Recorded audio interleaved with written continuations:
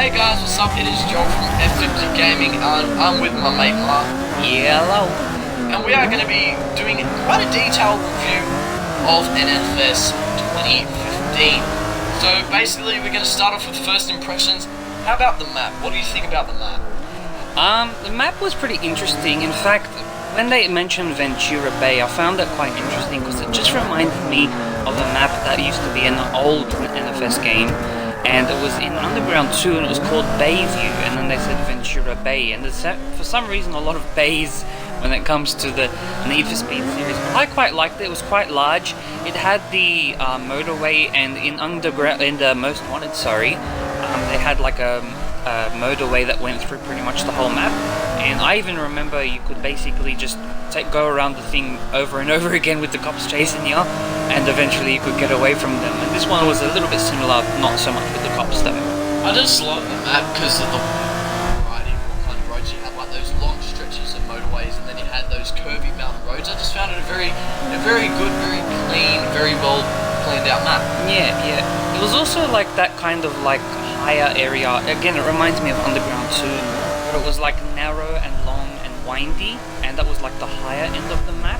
And then the rest of it was more urban and street, and then you had the cities. So like it kind of carried that theme along in a way. What did you think about the graphics?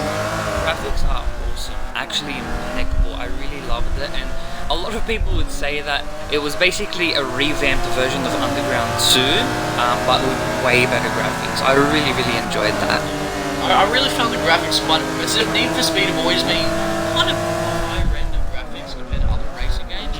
I found the graphics pretty much quite a bit better than Need for Speed Rivals graphics, and I thought Rivals graphics were incredible. I also love the sound. Need for Speed have always been sound. That's it. Forza. Yeah. What about comparisons to other Need for Speeds?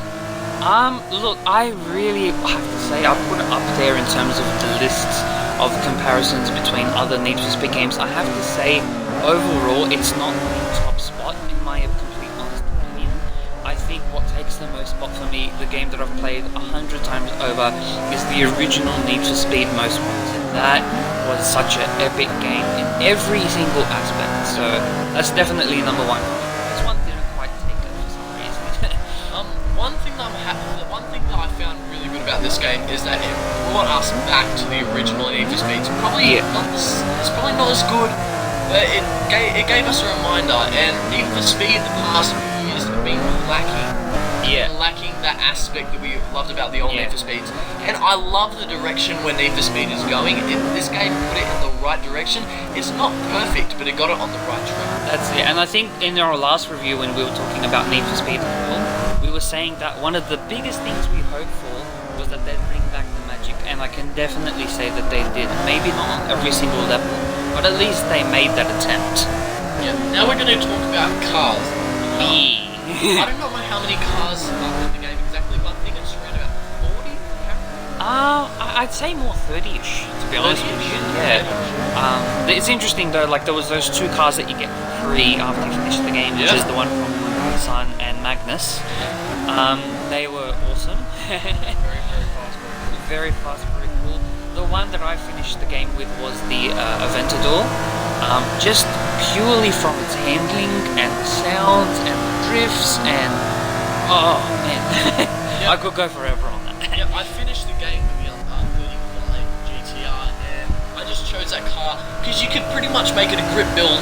It'll perform perfectly, and you can turn it into a drift build and perform the exact same way. Yeah. And I just loved it. It sounded awesome. You had a great amount of customization. Yeah. What about customization in this game? Look, there were other Need for Speeds where they implemented things that you could actually change. Like yes, you could put a body kit and a spoiler and things like that.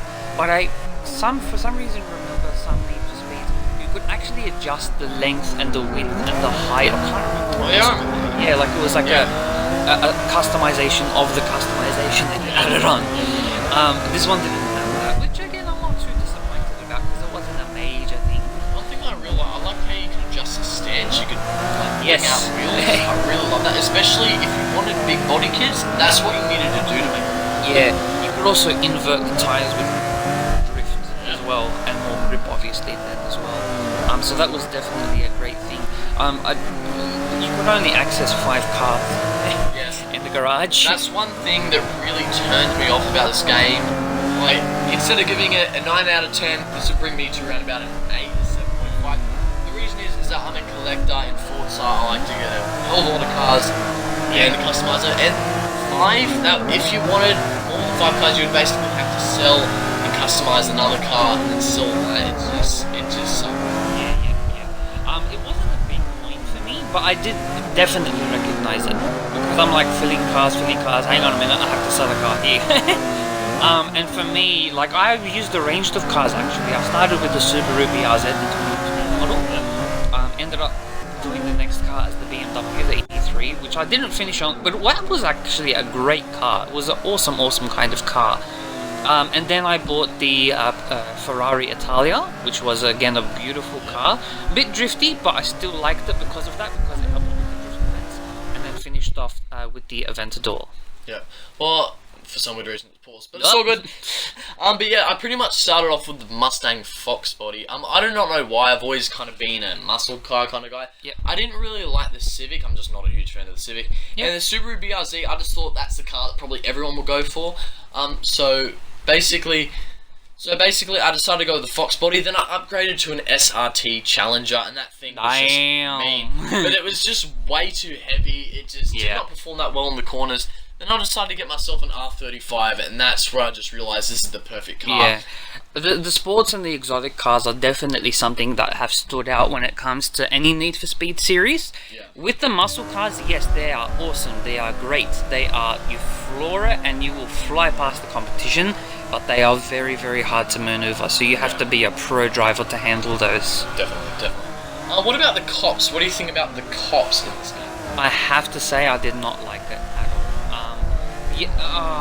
Just like Most Wanted. This is why I go back to Most Wanted. The cops were actually smart. As you ranked up, it got harder. You actually had to find a way to get rid of them. This one, you could see a cop and ditch him in 2 seconds, and I'm like, okay, Fast enough car. yeah. Because basically they're in Chargers and Crown Vics. And one thing that I really found quite cool about the car, this is one aspect, is that you can pretty much pull over, pay a fine, and that was basically an easy way. If you just wanted to pop around the map with no interference, basically you could do that. Unlike that, but the cops, they were just too easy to lose. Yeah. If you got in a fast enough car, you would just floor it. Yeah. And what I found as well was the interesting thing of how the fact that you could switch off the engine so that you could hide from the cops, which was a different kind of system, but then again it didn't always work as well, because there weren't those like safe places where you could just hide out when there was in cooldown time, and it didn't even tell you when you were getting busted, and it kind of put the camera in a weird angle to do that, which I didn't really like either as well. One issue that I've been hearing about is on the Xbox One version, there has been a lot of frame droppage for some weird reason. If a lot's going on, cops are chasing you, you're doing a lot of drifting, a lot is happening, you do lose a lot of frames. Apparently on the PlayStation version it doesn't do it as much. I don't know why. Okay. There might be a problem with that. I didn't really notice that, to be honest with you. That's good. Yeah. Something I know. So, what do you think of the game as a whole? As a whole, I think it's brought Need for Speed into the right direction. Like, Rivals just did not do it for any of us. But it put us on the right direction. It has a few flaws, but it has more pros than cons. I give this game a good 8 out of 10. Yeah, that's alright. I gave it about roughly the same. I'd say about 8 as well. But yeah, overall, great game. Definitely. Right, thank you guys so much for watching. Please like and subscribe. Thank you, Mark, for coming along. Pleasure. And yeah, we'll see you guys. Gotcha.